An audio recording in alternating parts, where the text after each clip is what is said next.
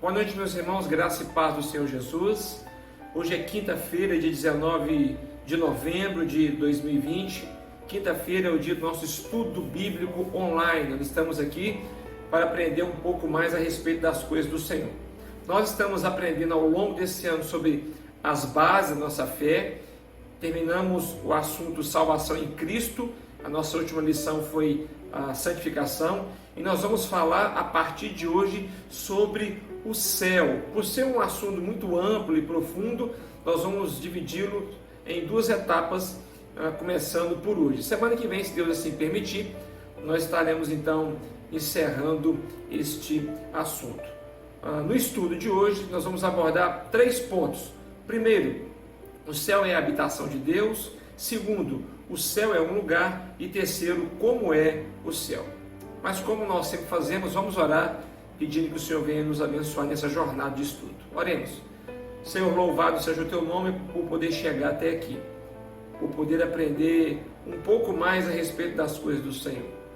Que o Teu Santo Espírito possa estar nos iluminando e nos capacitando para isso. Perdoa os nossos pecados, renova a nossa fé, a nossa comunhão, fala os nossos corações.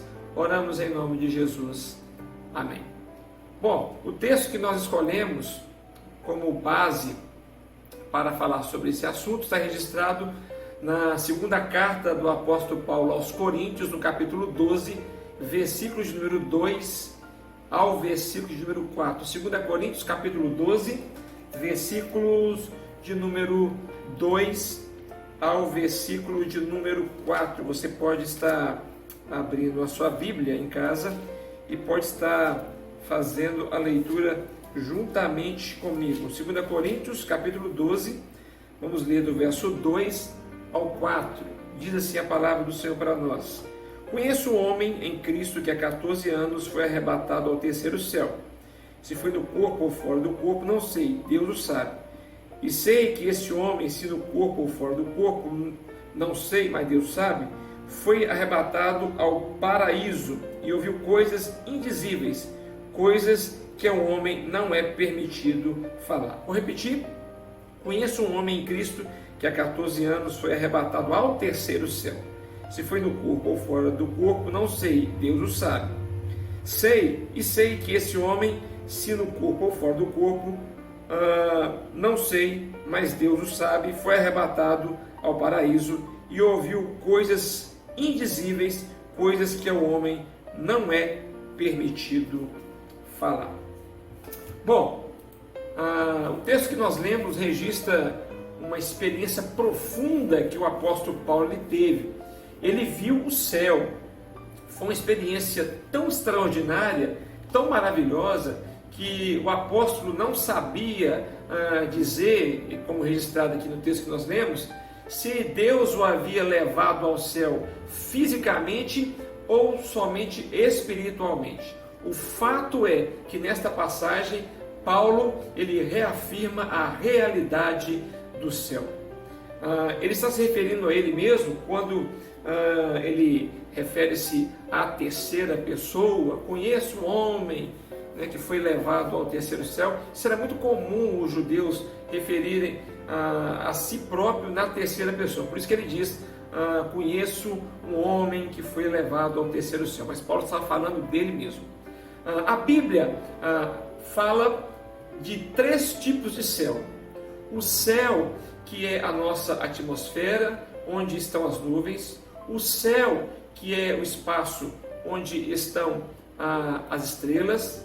E o céu espiritual, que no texto de 2 Coríntios 12, 2 é chamado pelo apóstolo Paulo de terceiro céu. Esse terceiro céu, na presente era, é o lugar onde está a presença de Deus, onde Deus habita de forma especial e de onde Ele governa todas as coisas. O céu é a habitação de Deus. O próprio Jesus declara essa verdade de que o céu é onde Deus habita. Ele ensina aos seus discípulos a orar a Deus da seguinte forma: Pai nosso que estais nos céus. Está lá em Mateus, no capítulo número 6, versículo de número 9. Mas dizer que o céu é a habitação de Deus não significa que o Senhor ele está somente no céu. A Bíblia afirma que Deus ele é onipresente. Esse é um dos atributos de Deus. Deus está em todos os lugares onde sua presença se faz necessária. Ele não está sujeito aos limites do tempo e do espaço. Por isso, ele está presente em todo o lugar, como eu disse, onde a sua presença se faz necessária. O profeta Isaías confirma isso, essa transcendência de Deus, ao dizer o seguinte: o céu é o meu trono e a terra o estrado dos meus pés. Está em Isaías no capítulo 66, versículo de número 1. Portanto, nesse sentido, devemos entender que o universo inteiro é o lugar da morada de Deus. Sendo assim, por que o céu, nas palavras de Jesus, no Evangelho de João, no capítulo 14, verso 2, é chamado de a casa do Pai? O teólogo norte-americano Wayne Grudem, que nós aprendemos muito com ele, né, no início do nosso estudo, nós falamos muito sobre ele a respeito desse livro, Base da Fé Cristã, e também no início do nosso estudo nós falamos de sua teologia sistemática. O teólogo, então, Wayne Grudem, ele explica essa ideia do céu, então, ser a casa de Deus. Segundo ele, é no céu que é sentida a manifestação plena e esplêndida da presença de Deus.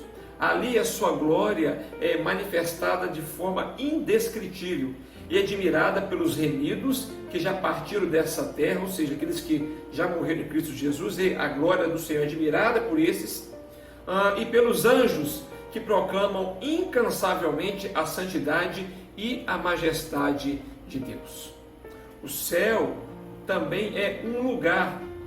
Atualmente parece que as pessoas estão cada vez mais receosas em afirmar que o céu é um lugar.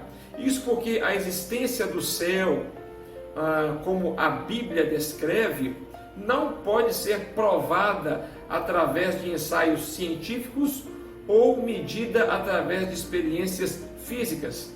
As informações que nós temos sobre o céu são testemunhadas exclusivamente pela palavra de Deus, pelas Escrituras, pela Bíblia. E sua existência como um lugar real só pode ser aceita pela fé.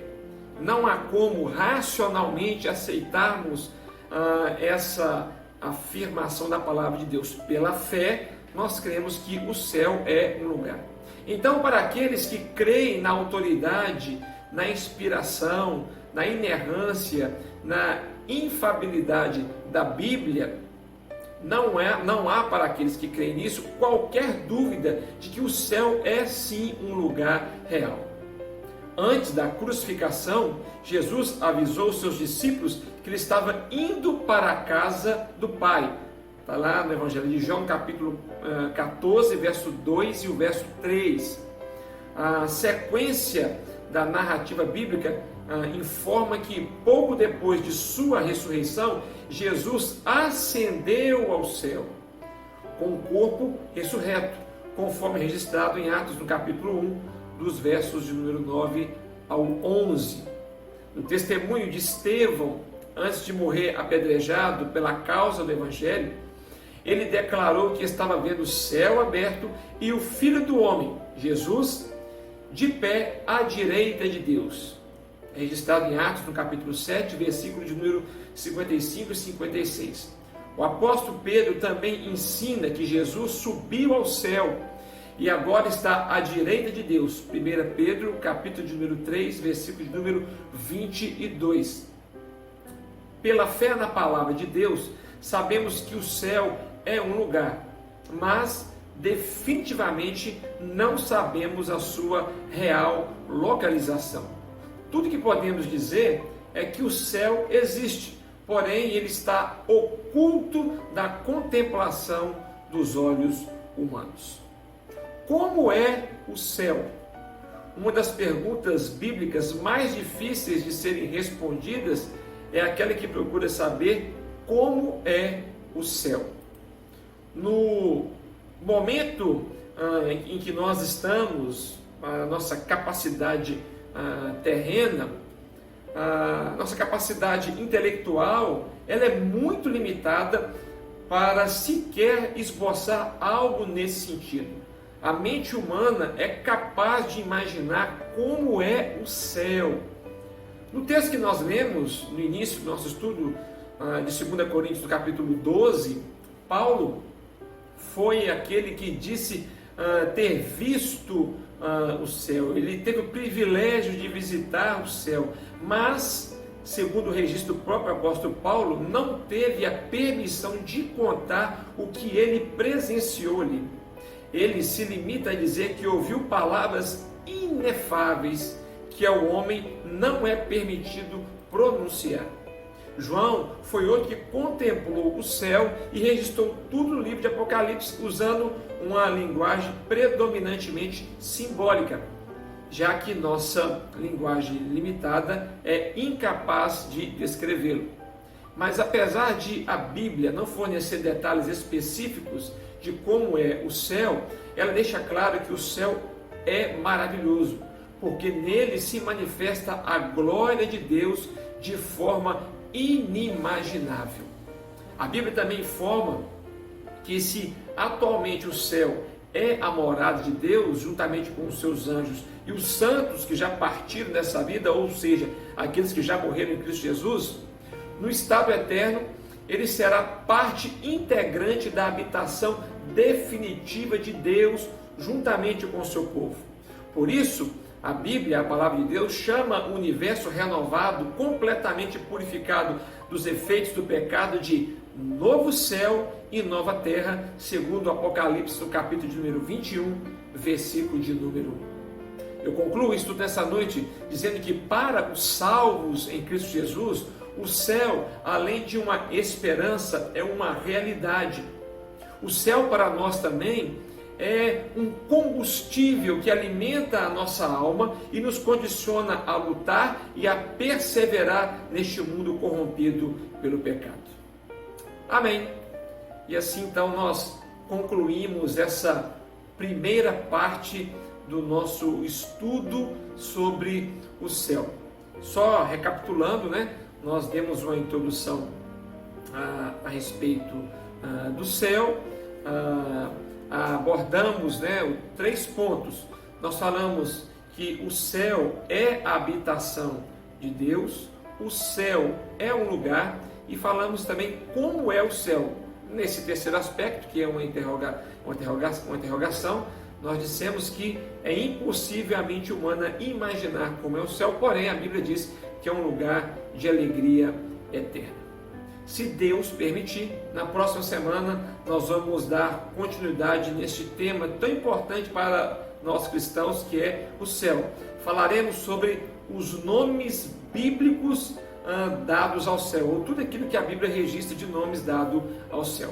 Que o Senhor abençoe você, que o Senhor abençoe a sua família. Fiquemos todos na graça e na paz do Senhor Jesus.